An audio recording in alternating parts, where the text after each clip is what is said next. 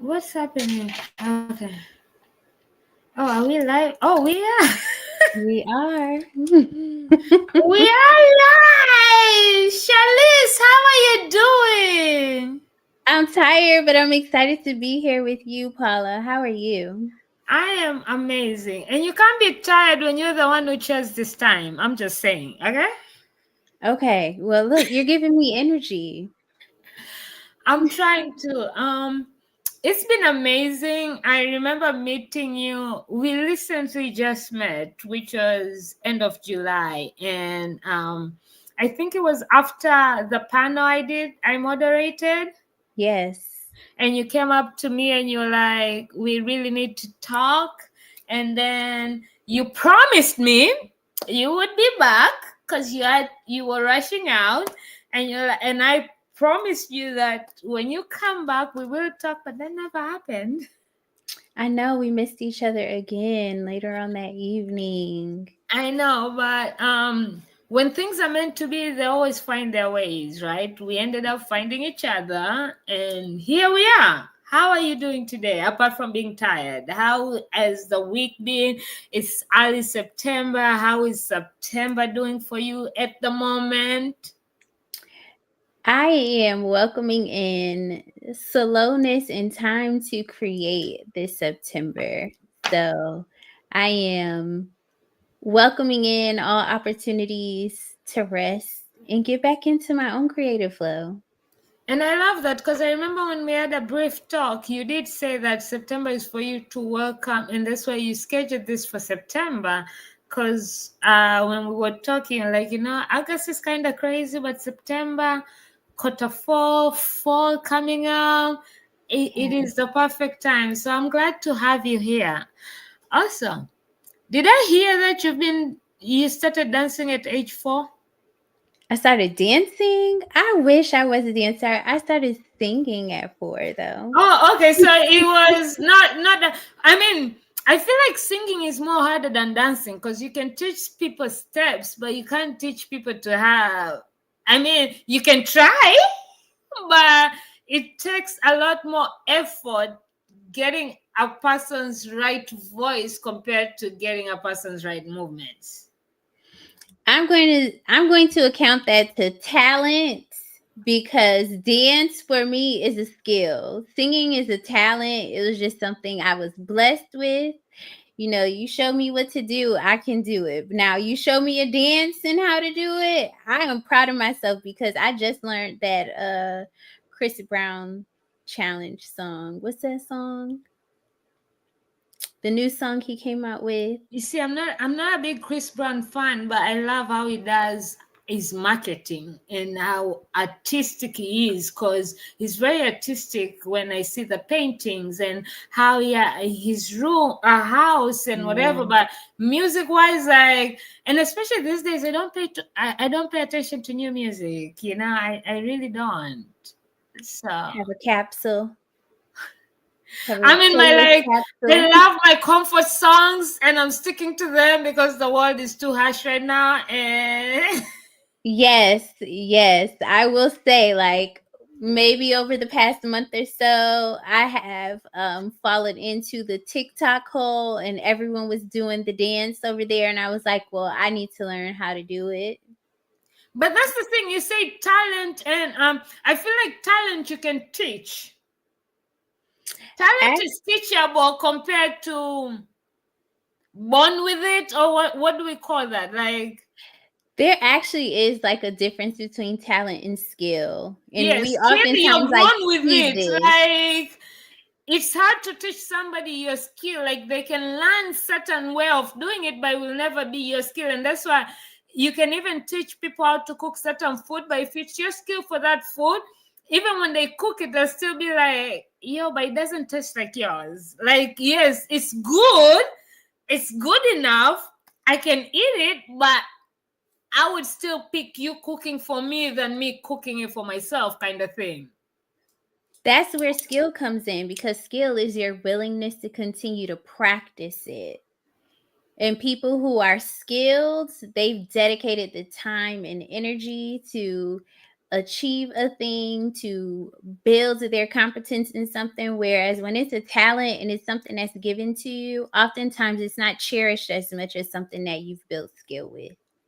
And that's true, because when you're talented, you feel like, ah, it comes easy for me, so I'm not gonna, I'm not gonna put as much emotion to it. But when it's something you're building and you're constantly learning to craft it and create it, which ends up being a skill because you have mastered it in the perfection, but then you moved it into your own perfection. That way it's similar but different, so you craft all the way and it becomes like, yeah, I can teach you, but you'll never be me. Yes. Now, speaking of that, right, you are an expressive arts therapist, so let's dig into that. Like, what is, because I remember I wanted to ask you this question. I was like, you know what? I don't even want to know. I'm going to leave this excitement for here today. So people, trust me, I did not ask her. Like, she can testify that. I was like, we are saving this. I want to be blown out with your people. So thank you for everybody out there who's joining us live.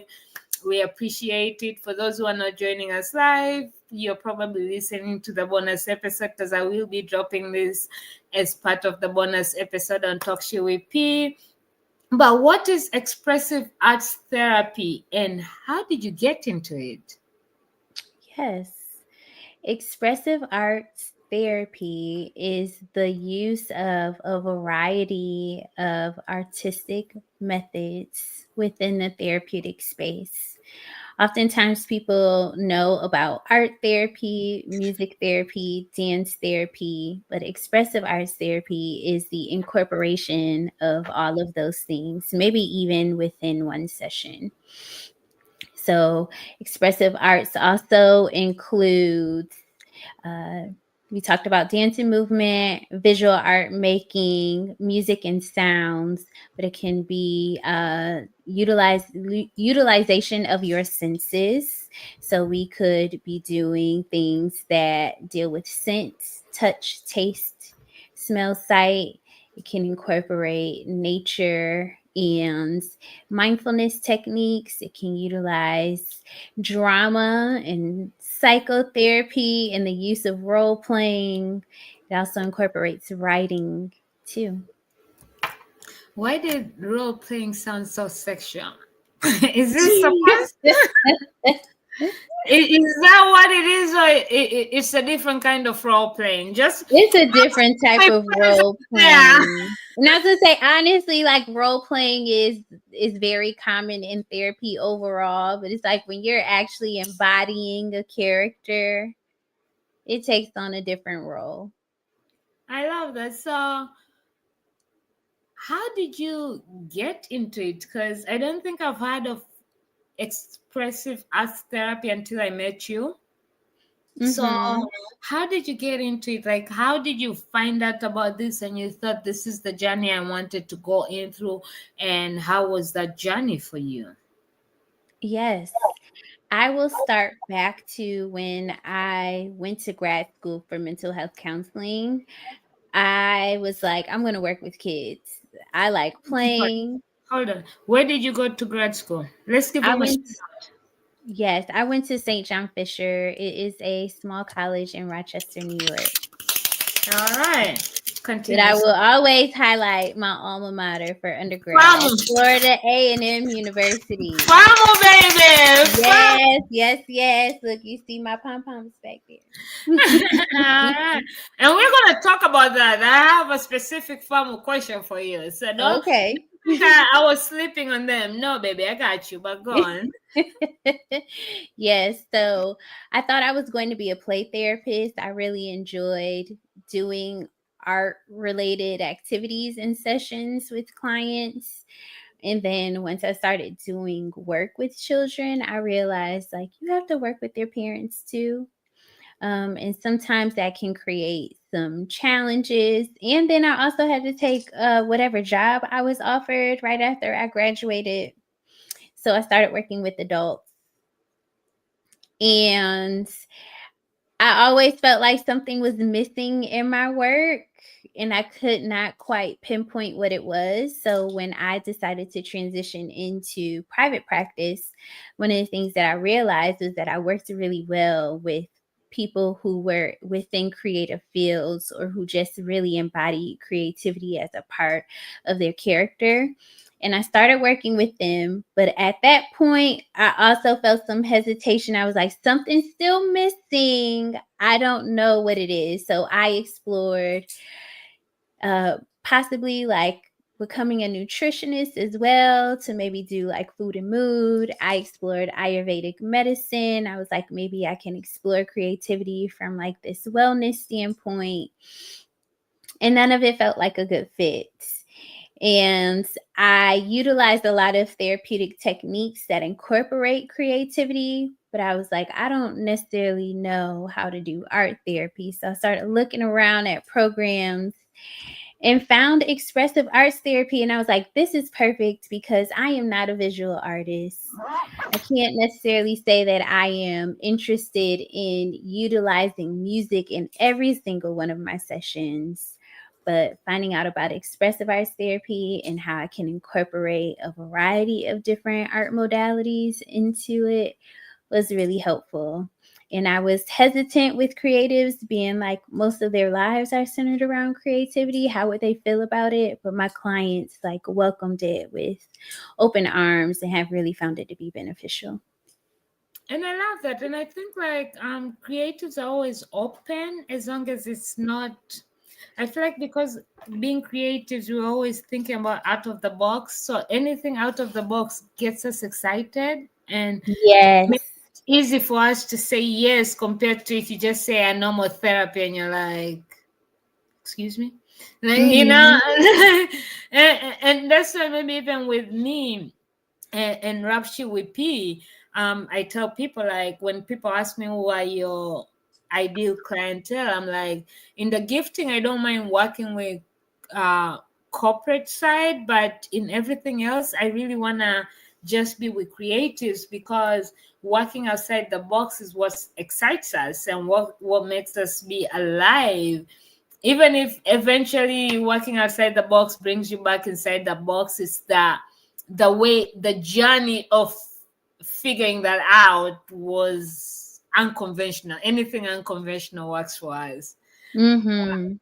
But again, what made you decide to be okay? I know you're an expressive arts therapist, but before knowing that existed, you wanted to be a therapist and help people. Like, what got you there? Especially being a Black woman, no offense, but we Mm-hmm. know in Black community, therapy in itself is a stigma.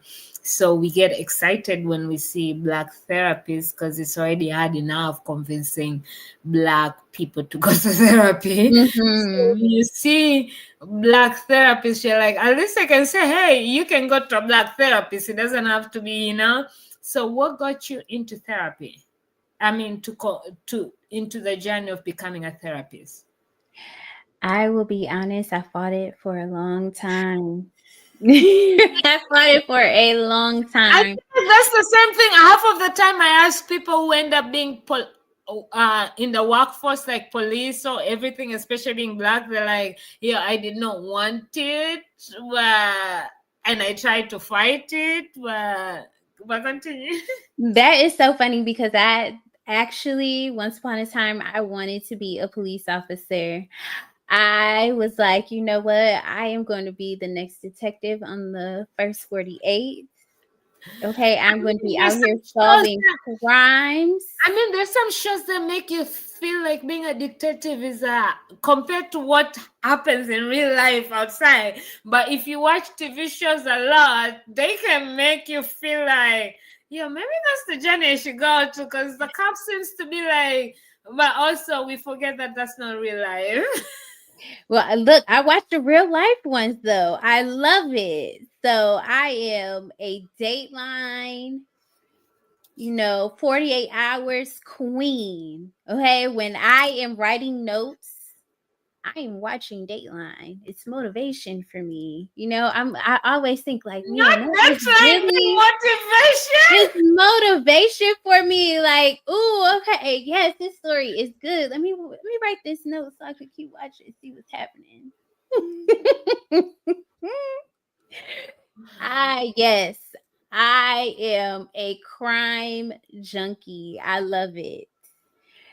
So initially, that's what I wanted to do. And my mom was like, well, you don't have to go to school for that. And, you could look to see how much you're going to make. And I was like,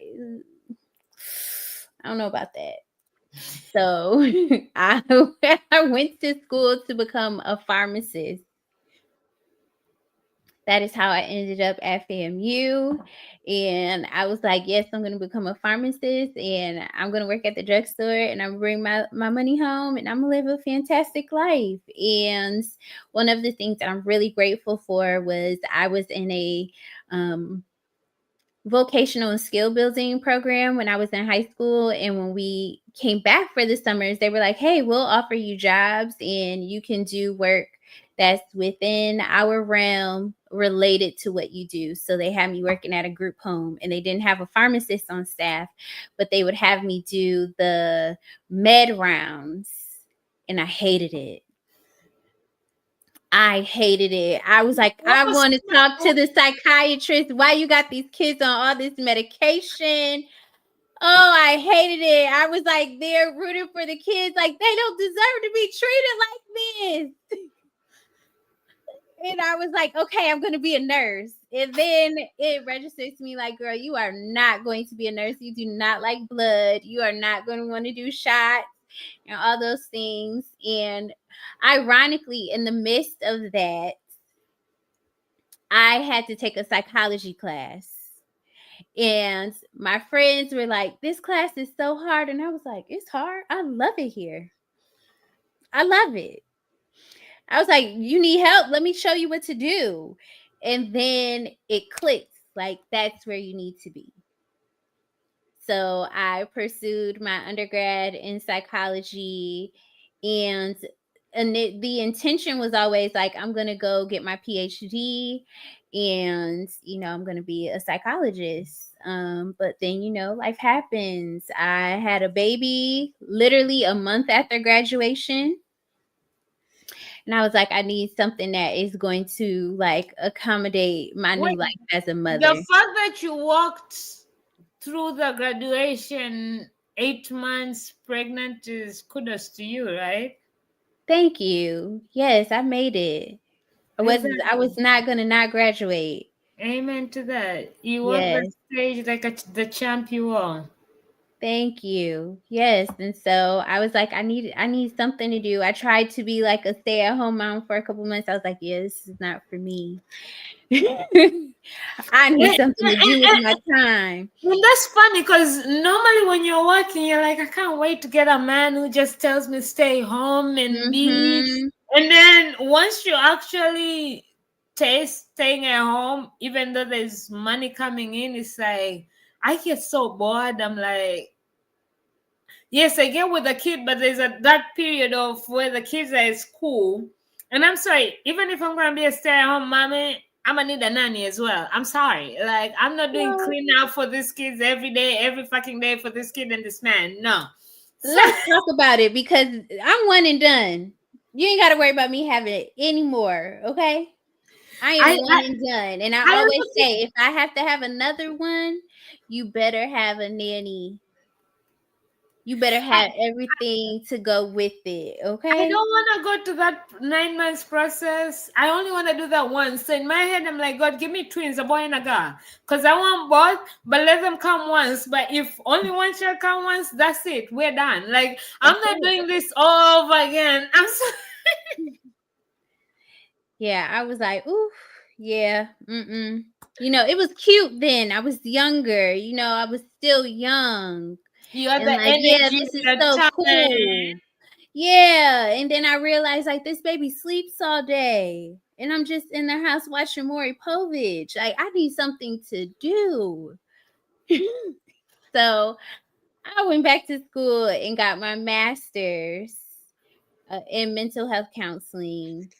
and it just felt like alignment. I wasn't going the PhD route, but I think getting my master's degree and really being able to go back into my community that I grew up in and help my community build and expand and learn coping skills and navigate life.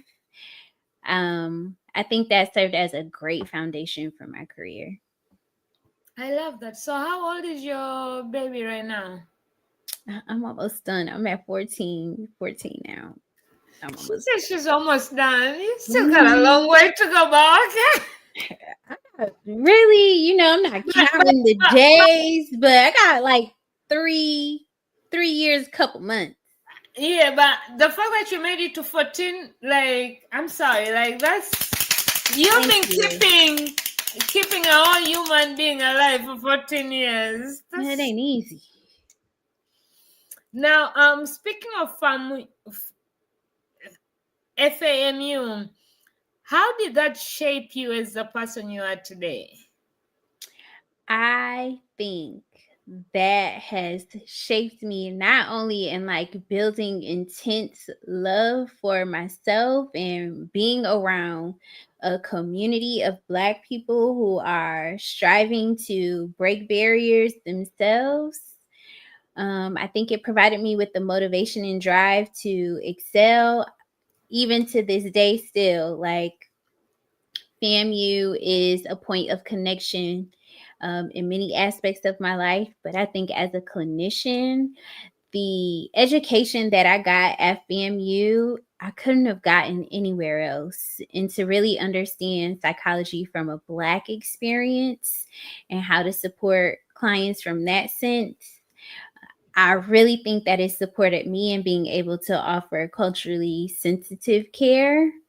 Whereas if I would have gone to a PWI, I can't say that my level of care and my attentiveness to the nuance of culture and the intersections of identity and oppression and all those things, I can't say that I would have that skill set if I didn't go to FAM. I love that. And I believe that it takes our own to build our own, right? Like you Mm-hmm. can't expect to learn about us from somewhere else than from us. Yes. Now, speaking of that, you being one of the few Black expressive art therapists in Georgia, I don't know how many there are, but I know there are. Like, to me, you're the first one that I know about. What does that mean to you personally and professionally? To be honest, um, I don't know who else is here. If there are expressive arts therapists who are watching Me this, neither. you're in Come Georgia, out, come please hit out, me come out. up. Say something, hey friend. My friend. Um, it means so much to me because it's so amazing to think that in the year of 2025 we are still breaking barriers. We are still like being being one of the few within a field, within any type of fields. It really warms my heart to have that ability to hold that role. But I also think of it as expressive arts therapy in itself is just not generally known.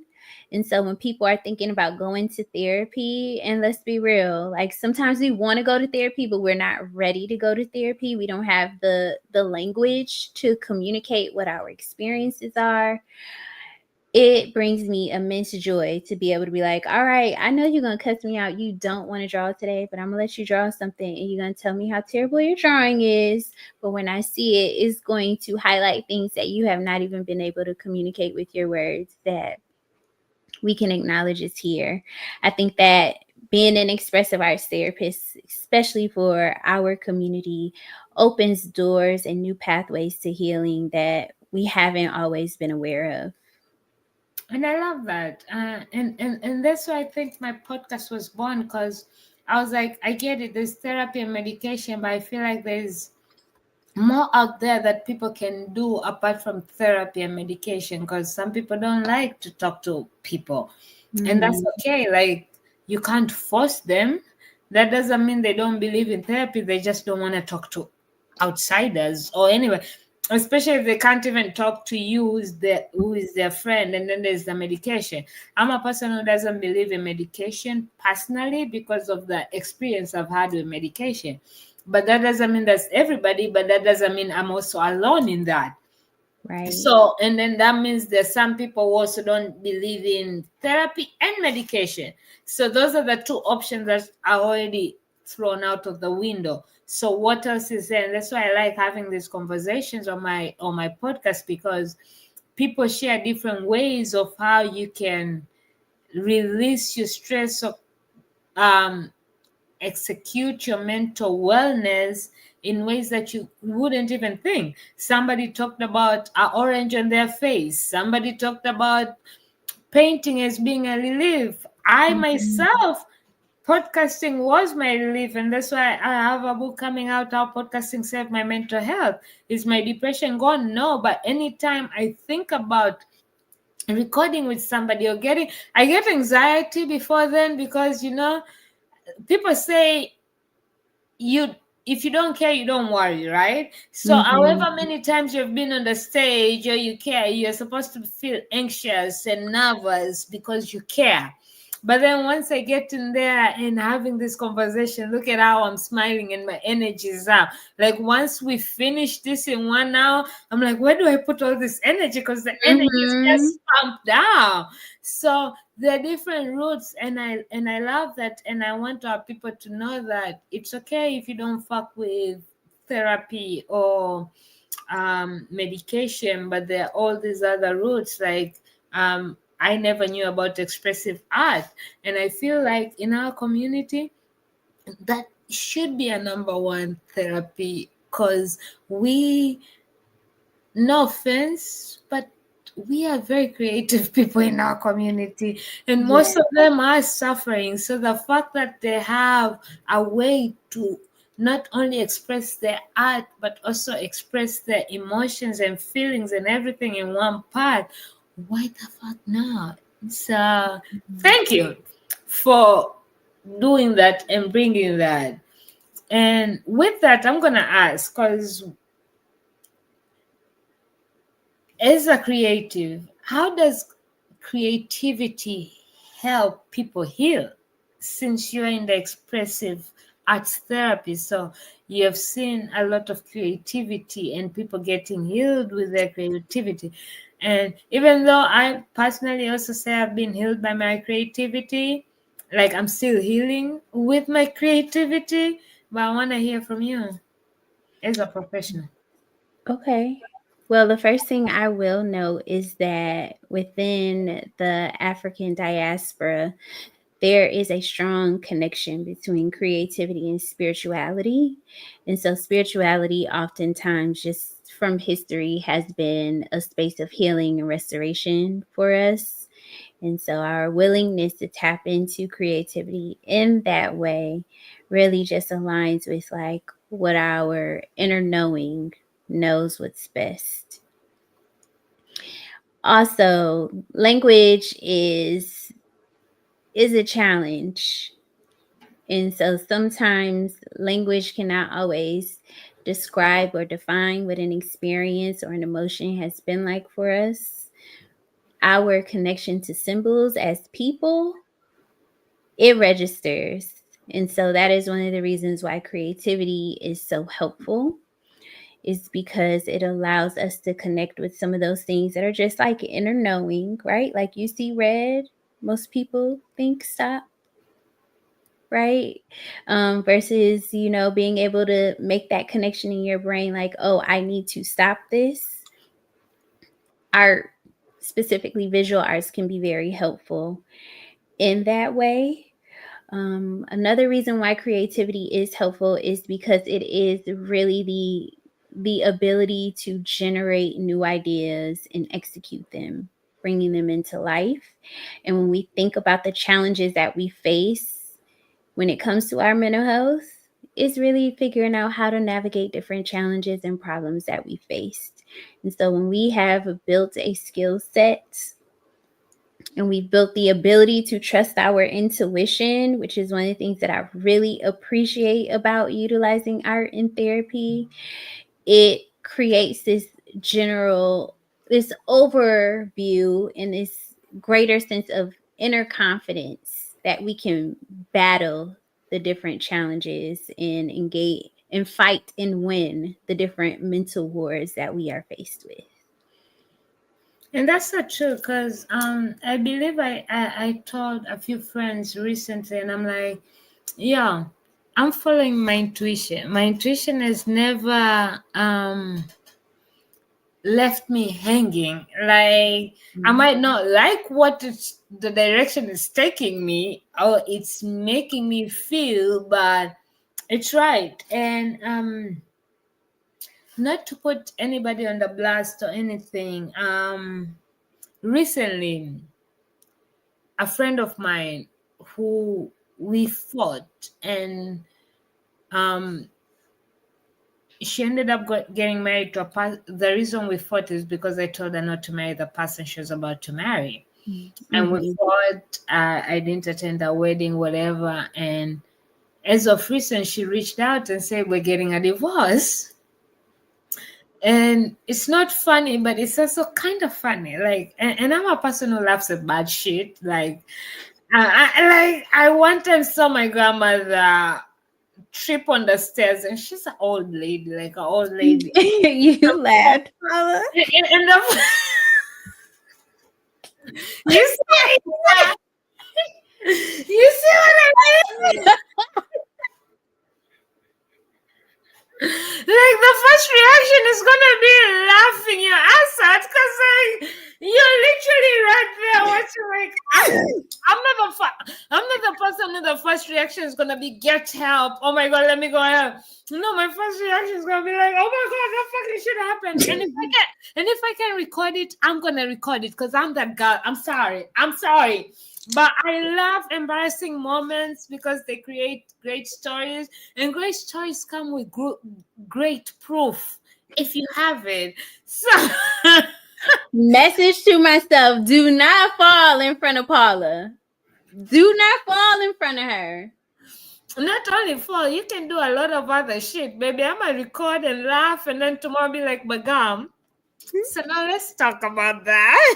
But in the moment, I'm a be deep in laughter. Like, I am that friend. I'm sorry, but I'm not sorry. But I laugh at uncomfortable shit. I laugh at that's me, and I know me, and that's why sometimes I walk away, because I don't want to laugh at the wrong time. And shout out to Simona, who one time was on my show and we talked about it, and she was like, Paula, when my grandmother was dying, we were literally laughing and everybody was looking at her. I'm like, exactly, because probably you're remembering all the shit your grandmother said, and you're here pretending like, if I'm in a funeral of a person who treated me very badly or was such a bitch, and then I'm there because just of obligation or whatever, but I'm gonna laugh, because in my head I'm remembering all the shit this bitch has done to me, and I'm like going crazy. So, and my tears have a funny way. Like, I laugh and cry. Like, the tears are in between the laughter, or the laughters are in between the tears. Like, it's just a weird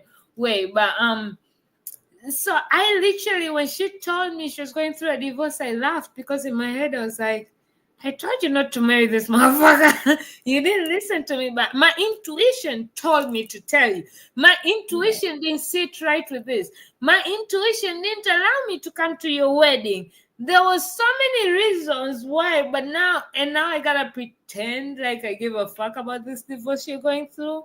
I'm sorry. I am gonna care, because you're still my girl and I love you.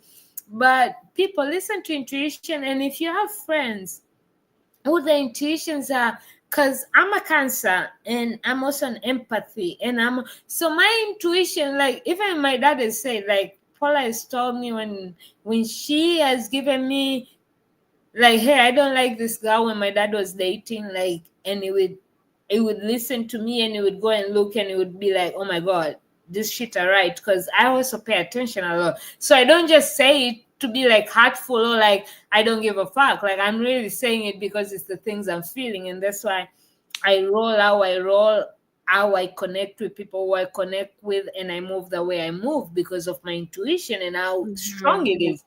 So just for the people out there, listen. If you don't have that intuition, listen to your friends. They really know what they're saying. It might seem to you it's coming in this way, but they wouldn't tell you, because why would I tell my friend don't marry this person if I knew that would end up putting a bridge on our relationship?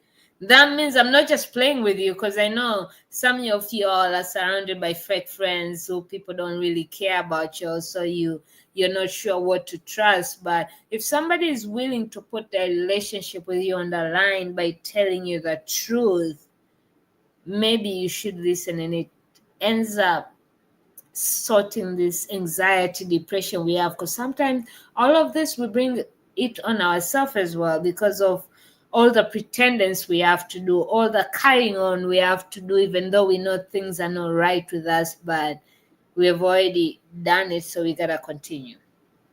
Anyways, back to you with creativity and healing people. For people, I mean, most of us have reservations with therapy, and especially in the Black community. Again, when we talk about therapy or going to see somebody, can you share a story or an example without breaking confidentiality? No names, no anything, like none of the unnecessary information, but of how excessive art therapy has transformed the client's mental wellness. That way the people who are listening and having reservations can find comfort in, like, oh, then maybe I can try this. I want to tie it back to this conversation about intuition, Yes. simply because it's very important to understand that if you live in this westernized society, there is a lot of emphasis placed on logic more than trusting your intuition. Right? We focus a lot on behavior. We focus a lot on choices that we're Action. making. Yes, versus actually being attentive to your emotions, being attentive to how your emotions are guiding your behavior. And so after the pandemic, is also really important to acknowledge that overall, as a society, we are struggling with getting out of our heads and connecting with our hearts. Amen. So so when I think about the work that I've been able to do with clients, and I'll just kind of generalize it, sometimes people are coming to me and they don't even know how to name an emotion that they're feeling. They don't even know what anger is. Oftentimes, when someone tells me, I felt disappointed, I ask them, like, how do you know you felt disappointed? What happened in your body? That's a hard question for people to answer because we're so caught up in being up here versus recognizing that we're a whole being. Your brain does not work without the connection of what's happening within your body. So it's been an honor. I would say I'm a newbie when it comes to expressive arts. I just But you finished my gotta take certification. somebody, right? Somebody has to do it in order for it to come. Somebody has to do it to get where they are. But, I'll say, like, I'm almost at a year post my certification, and seeing my clients be able to articulate their emotions, be able to recognize where that emotion is in their body, to be able to say, "Ooh, okay, when I feel like this, these are the choices that I'm making." It is extremely powerful to watch. I love that, and I appreciate that, and it's true. Intuition comes from the heart compared to. And I used to be that person who used to be on the head, right? Like I think Mhm. logically, being an African, being raised the African way, it's logic over everything, or actions over words. And then it took me seeing a therapist and starting working on my growth, where a lot of things changed, where even the friendships dynamic changed, because now you're putting boundaries. Now you're paying attention to intuition and listening to your heart and tuning into your emotions. Because again, I'm a Cancer baby. So for anybody who knows, Cancers are emotional human beings. But when you date people who are constantly telling you you're too emotional, you tend to down the emotions, right? And try to Mhm. forget them. But they're part of you. They're never gonna go away. You can try bending them, hiding them, whatever, but eventually they keep popping up, right? So Yes. they're not gone forever. So eventually when I started relying on them and paying attention to them and listening to them and just being in tune with them, I realized most people take emotions as a disadvantage when there's an advantage to it. Like, you learn what you are, who you are, what you can take, what you can't. Like, it gives you a clear picture of the person you want to be, the person you are, the people you want around you. And ever since then I started tuning into that, because again, and this is why I will always say, people don't want to go to therapy because you can always blame shit on people, but when you go to therapy, you learn that you are also part of the problem. Like, Mhm.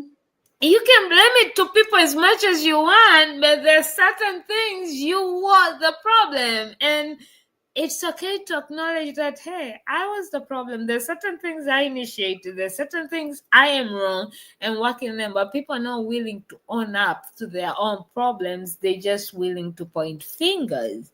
And once I started realizing that, I started owning into my intuition, into my emotions, into my empatheticness, and just either take it or leave it. But I don't give a fuck. You're gonna yeah. Mhm. Yes, and one thing is, as creatives, powerful art is not made based on logic. You cannot make amazing art just focused on your brain. It also requires you to be connected to your emotions, to the things that fuel you. Can't just focus on like A plus B equals C. That is not how art works.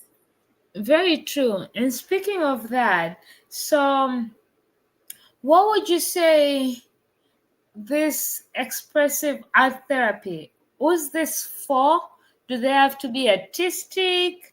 Like, who can be like, wake up and say, I need a expressive arts therapy? All you need to have is willingness to participate. You do not have to come into expressive arts therapy knowing how to draw, knowing how to write a poem, knowing structure for writing a story, or knowing how to tell a story. You don't have to know how to dance. You just have to be willing to try. And oftentimes that can be a barrier for people engaging in expressive arts therapy, because that shame, that guilt, that desire for everything to be perfect comes up. But that's not what we're looking for when we're doing expressive arts therapy work. What we're looking for is like, what type of healing can your art make and And that's so create? true. Because it's the same as going to therapy. I tell people, if you're going to go to therapy and not do the work, what's the point of going to therapy? Just say it louder for the people in the back. One of my friends, I love that she said this. She said, "I am not a designer bag. You are not gonna go around telling people that you have a therapist. Like I'm the newest bag that's been released. You're gonna come here and you're gonna do work. And, And and that's what we here for." And that's the thing. I feel like I even tell people, like, I advocate for mental health, but I feel like this is the thing about 2020. It's a blessing in disguise. A lot of mental health was spoken about because people had to sit down and really be in their thoughts, and they're not in their normal busy schedule or escape, which normally is escaping. Because I had to learn the hard way. Being busy doesn't mean you're practical, right? Like you can be Mm-hmm. busy, but what have you actually accomplished during the day apart from just running around being busy? Right. But so that goes to also other people, like when they come and say, oh, I'm seeing it became like, oh, I'm late because of my ADHD. Oh, I'm this. Like they're using mental health as an excuse because now people are talking about mental health. It became Mm-hmm. a thing. So I'm like, no, if you know you have ADHD and this works, then see somebody so you don't have to use your ADHD as an excuse. But Yes. people don't want to do the work. People just want to say, like, I tell somebody, I'm talking to somebody who has been to therapy for 3 months and nothing has changed. I'm like, what do you talk to your therapy? He's like, no, I just listen. I'm like, huh? What do you mean you just Mm-hmm. listen? Oh, yeah, she tells me. I'm like, do you participate? Do you actually, does she give you homework? Do you go and do them? Do you no, I'm like, then you're not seeing a therapist. You're just saying you have a therapist because a therapist should give you work for you to go do, and you actually put in the work, and you actually have those hard conversations, and you Yeah. let her look deep in you, not just you. And people don't want to be looked deep in. People don't want to know they're the problem. People want to constantly find somebody to point the finger on because they never want to be the problem. Mm-hmm. And that's Yeah, why and I give space for the fact that things are nuanced. I give space for the fact that it's not like full, you're the blame, this is the Mhm. blame, right? We have to take into consideration the environments that we're raised in and how that cultivates things that have been instilled in us that we now have to figure out how to unlearn. Um, but like I'm big on being accountable, and when you come to therapy with me, like I'm not gonna have a self-care assignment for you to do after every session, but I am gonna hold you accountable to what you said you're gonna do. Exactly. And I You feel know? accountability is important, and it does matter because I remember when I started therapy, and I had to really look because I've been engaged 6 times, never walked down the aisle. And to some people, that looks like, oh my God, but in my head, I'm like, what is wrong with me? Why entire, Mhm. like, I know exactly why I'm not doing it. And then I ended up coming to find out I'm really afraid of commitment with past Mhm. issues with my parents in their marriage. And I Mhm. kept digging in, and the more I digged in, I realized that some of my excesses was never their fault. It really was mine because I wasn't projecting, but I did things to kind of cause the commotion of things, like Right. and that's when I realized this is why people don't do therapy, because some of them don't want to dig into themselves and finding out they're the problem. And this is why these days I own it. Like if it's like I have problems, I still have issues, and at least I'm working out with them. And when I could no longer do it, I took time off therapy. I wasn't going to say I'm in therapy while I'm just going and not doing any work. I took Mhm. time off, took a break, and when I'm willing to go back, I'll go back, but with a mindset of actually working on it. Otherwise, stop wasting your money. And speaking of that, we've spoken about therapy and expressive art and everything. What would you say are the simple practices people can try at home while they're waiting to go to therapy, like in case, like a free trial, every other thing is a free trial. Like a free trial. I would say really engage with the things that you already partake in and see how it mirrors your life and how it might generate questions for you. So, if you are a person who loves music, right, and you recognize you might be more in that analytical brain, I definitely recommend like being with those different lyrics of songs, paying attention to the different riffs, the different instruments, recognizing like why are you connecting with that. Journaling is great. You could keep a little doodle journal. This is how I felt today. It doesn't have to be like any big, large, drawn out thing. You could even just add colors. Actually, I have mine here. As I said, I would show you all. Go This is ahead. my journal for the month. These are literally just lines that reflect how I felt every day, right? Takes less than 5 minutes. Um, doing things like you watch TV and you really love to watch television. How can you utilize what you're watching to offer you an opportunity to reflect on your life? What does it make you feel? Why are you connected to it? Really, just the arts that you're already engaging in, like how can you maximize their benefit to your life more than just like helping you zone out? Check in to see how can you really be able to lean into those things on your own. So one thing that I will share is I do have a quiz that is launching just for Talk Shit with P. Oh my God, is that Um, the link you sent me? Yes, I created Yeah, a I have quiz the that link helps here. people to recognize like what type of creative they are and how they need to tend to themselves. So please feel free Just show me to the check it link. out. I also have my Substack listed there as well if you want to continue to connect with me and learn more about creativity and wellness and, get some tips and recommendations on things you can reflect on to support your own healing. Yeah, that's the link, and if you can't get it, I'll make sure I post it on the comments. But also make sure you reach out to me or Chalice herself on Instagram or LinkedIn and ask for the link. I know I personally will be participating because why the fuck not? And speaking of that, and we talked about who's this therapy for, and we talked about being few of the first black expressive art therapists. So how do you break stigma in communities of color? We already know that black people, when you just start saying the word therapy, Mm-hmm. we're getting better, which I must say, give a, like people lately are talking about it even in shows.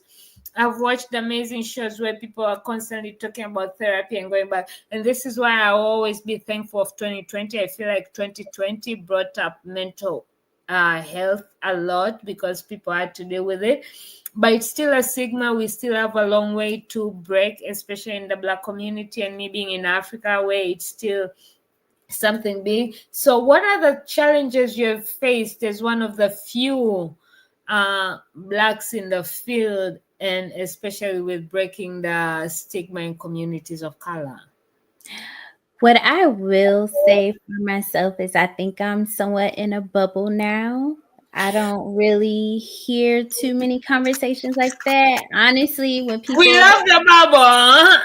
I will acknowledge, like, oftentimes it becomes like this weird moment. I don't really like to talk to people about what I do for work because it becomes like, oh, well, I go to therapy. And I'm like, it's okay. Like, we don't got to talk about therapy. I'm not at work right now. Like, you're not my client. I'm off the clock.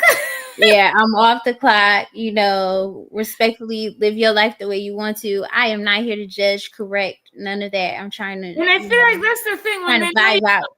and that's the thing when they know you're a therapy in a cookout, everybody's feeling like you're there too. Yeah, I'm not interested, respectfully. So, I don't really feel like I deal with that so much. Maybe as in comparison to when I first started in the fields, people were more distant from their willingness to engage. But I'll be honest, I really strive not to be on social media that much throughout the week. But let me tell you, every time I get back on the weekends, it's a reminder that y'all need to go to therapy. Y'all need some healing.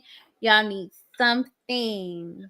Y'all need something. It might not be therapy, but please, please go get your healing. It's necessary. Some of the things that I see y'all post. Mm, hmm I feel you. I feel you. I literally feel, because half of the time I be screaming and I'm like, why am I even on this social media? I go away, but then I come back again because I'm nosy as fuck. God forgive me for being nosy. But then I get like, oh, you all need healing. Even if you don't believe in therapy or whatever it is, if it is spiritual, if it is awakening, if it is something, go do something, you know? But I love that for you, and I love that you have put boundaries for that to not only protect, because people underestimate the power you need to protect your energy in order also to give out to those who deserve it. Like, it takes a lot of energy protection because it's a lot to give, you know, and you're in the service of giving. You get to listen to people and try to help them. So how do you personally take care of yourself once you're done working with clients? Because there's this saying that says, my therapy as a therapy, and everybody was like, well, we would hope so, because having to get all that info, you need to dump it on a person. But in my head, me being me, I'm like, okay, you have a therapist, your therapist have a therapist, like, so to the last person, what do they have? Right? Like, it has to have, it has I'm gonna say something controversial here. The people may not like it. No one is expected to be in therapy forever. And and it's not so, supposed to be forever, to be honest. yes, it is. Just like It can, medication. yes, it can definitely create codependence. So I do go to therapy because I think that is important for me. One, as a therapist, utilizing the arts in therapy for me to also have that own experience for myself before I'm out here like telling my clients, this is what you need to be doing. Here's how you need to be taking care of yourself. So that is something that is important to me.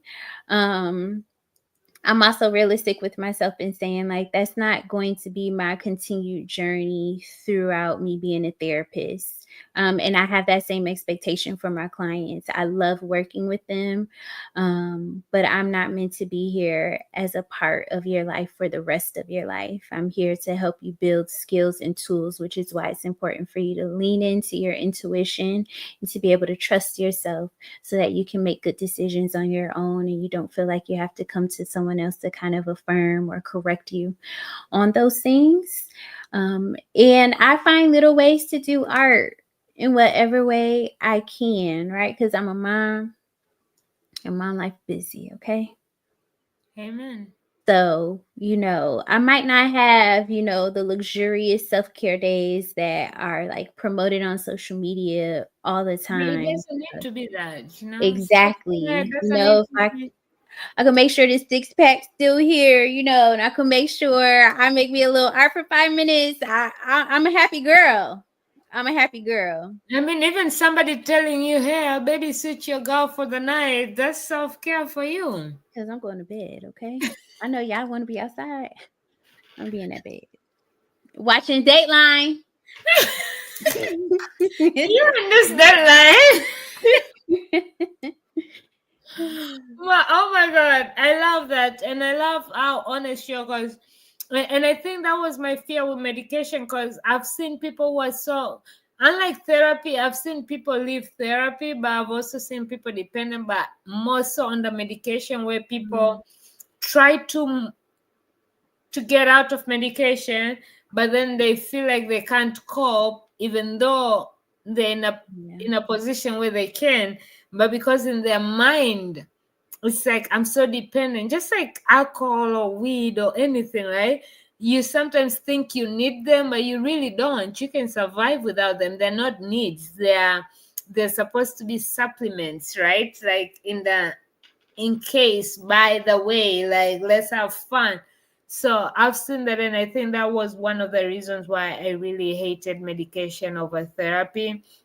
But I also know when to pause my therapy, when to know, like, do I need more, when to upgrade. Because I always tell people, if we go to school and we graduate to different stages, why can't you also graduate with your therapist and your life and your journey? Because we are graduating from one stage, even communities that we belong to. But virtually, some communities no longer feel no longer are the place for you, because when you started, you're no longer there, But that's a whole other conversation. So, I what was would gonna say we definitely need another episode for that.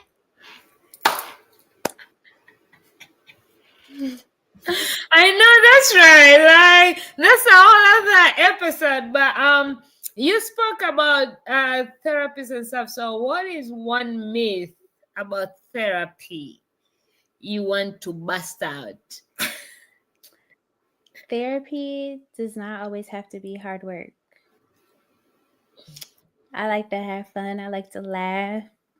I tell my clients, if you cuss, I cuss too. So, it's really about finding the person that's the best fit for you. And that is the key determinant in therapy. It's not what therapeutic modality they use. It's not, their expertise. It is more so about the relationship you're able to build with them. And that's so true. My first therapist was like, I said the word F, right? And then I was like, oh, sorry, can I cuss? She was like, if that makes you feel comfortable, I can cuss with you, or do you just want to cuss by yourself? I was like, okay. I feel like I belong. But so you being you, right? You're very bubbly and lively. And this wasn't a question on my cheat list. This is just, by the way, speaking of it, since you brought up like if you cuss, I cuss, whatever. If you had any patient fall in love with you, because I again, we get that codependent with people get with their therapist, and then eventually, just like how stalkers will start stalking these musicians or anything, and some of them feel like they are in love with them and create this all thing. So have you experienced that or not yet? Because if not yet, it's about to come. Because baby, I'm sorry. I'm not wishing it for you, but I'm just saying. Well, I cannot disclose of my clinical experiences in that way. I know this is a hot topic after I think her name is Kendra Hilty. She was on TikTok talking about how she fell in love with her psychiatrist. Was she the one with the AI, or was that? Yeah, the one who fell in love. So here's what I will say. Sometimes people come to therapy and this is the most consistent, safe, embracing relationship they've ever had. Emotions can come from that. That's all I got. And that's so true. And I think that's why, just like doctors, how therapists say, don't treat people closer to you, or don't have that. Because recently, a family member shared with me, I'm not going to disclose how close or wherever, people won't know I have a big family, but it was when a family member, okay, a family member would say that their ex was decided to go to therapy after so many times of being asked to go to therapy while in marriage and refused, but then went to therapy with this person, and they ended up, I think he was catching feelings, because those things came because you're finally talking to somebody whose their job technically is to listen to you and pay attention. So sometimes emotions can be but as we wrap this up, so what's next for you, your vision for expressive arts therapy in the creative space?